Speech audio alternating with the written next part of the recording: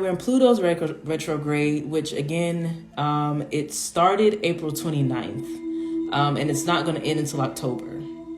So Pluto retrograde is very, very long. It's pretty much that long because, I mean, it takes forever to go around the sun. It's very slow planet. So it lasts a little bit longer than the other planets. But Pluto in the birth natal chart represents birth and death. So basically it represents transformation in self, transformation in spirit, in the physical, and it also represents the shadow parts we keep within. So just like the parts we don't show other people, and I mean other people as in like no one. So there's parts in our subconscious, there's parts of our past that we don't share with anybody, that we'll have glimpses of just randomly throughout life. And even though it doesn't seem like it affects us, subconsciously it does, and it's the reason why we do certain things. So, I mean, it can be anything that was maybe traumatic, but you kind of skip over it because you're like, oh, it wasn't that bad kind of thing. But in actuality, it's really the reason why you are who you are, whether it's a good or a bad thing. So if you've ever heard of Shadowwork, I don't know if you guys ever heard of Shadowwork, but dealing with childhood trauma, abuse, self-esteem issues, self-sabotaging behaviors. A lot of people get caught in that cycle without ever really addressing it. And these are the things that, like I said, we've never shared, but consciously it shows up in present through actions, words, and cycles. So if you ever wondering why between certain times certain things keep happening every time, pretty much it's because you haven't done your shadow work, and so things just going to keep happening in cycles until you are able to pinpoint the trauma and work on it. It's the 2 to 3 second memories that you have, like I was saying earlier, from childhood, a flash in your head that we decided not to really acknowledge, but wonder why you can't seem to get it, or not get, or get over it, or get away from it, from whether it's situation, peoples, or things. Like I said, this is what keeps you in that cycle when you don't address the subconscious traumas that came through childhood. They usually come through childhood. Most millennials, Pluto is in Scorpio. So if you were born between the years of November 1983, which I think it's the whole year, but I was told November 1983 through November 1995, then most likely your Pluto is in Scorpio. Not the full millennial spectrum. I think the actual millennial generation starts at like 80 or 81. But that most of the millennial, you're most likely a Scorpio. Pluto takes so long to move around the sun, it takes a generation to move to a different sign.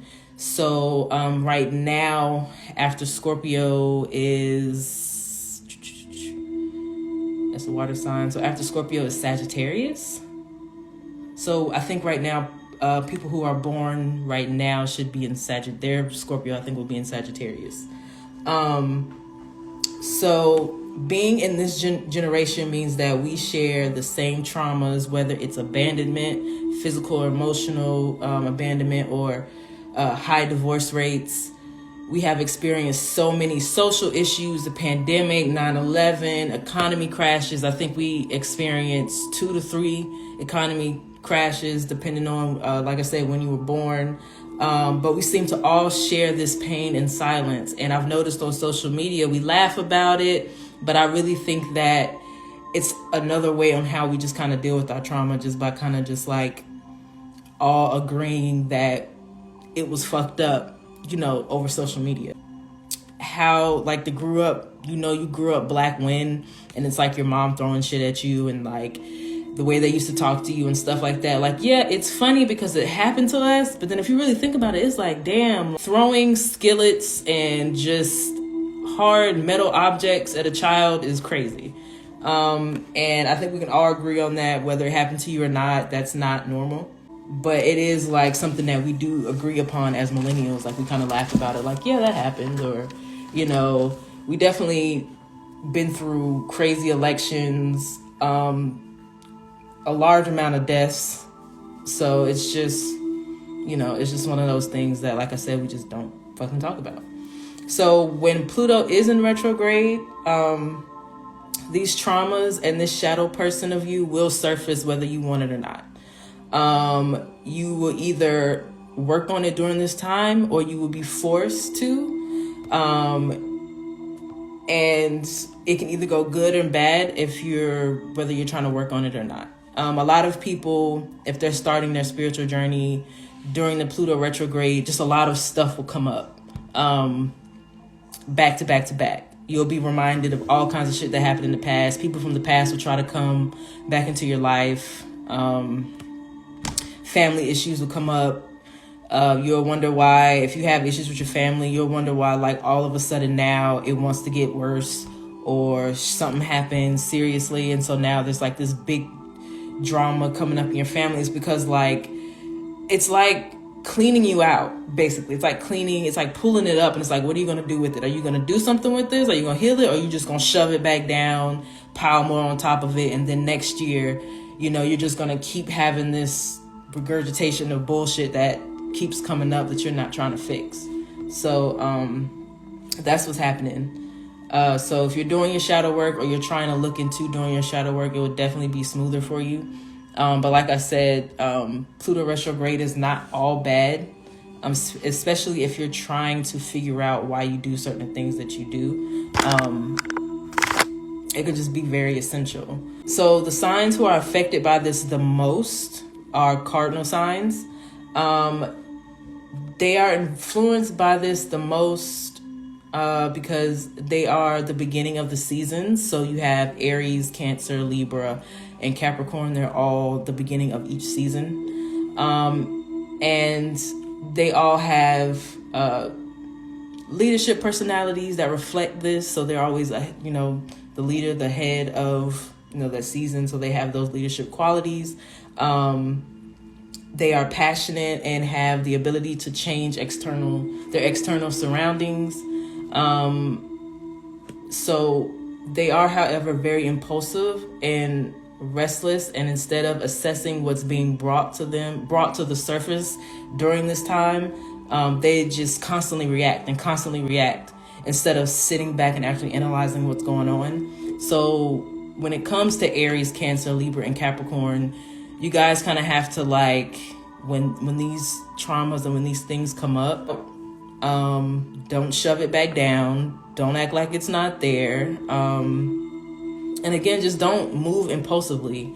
Continuously reacting is not going to solve the problem. It's just, you're just going to keep reacting every year for 6 months out of the year. For the mutable signs, which is Gemini, Virgo, Sagittarius, and Pisces, they're a little more flexible when it comes to retrogrades, Pluto specifically.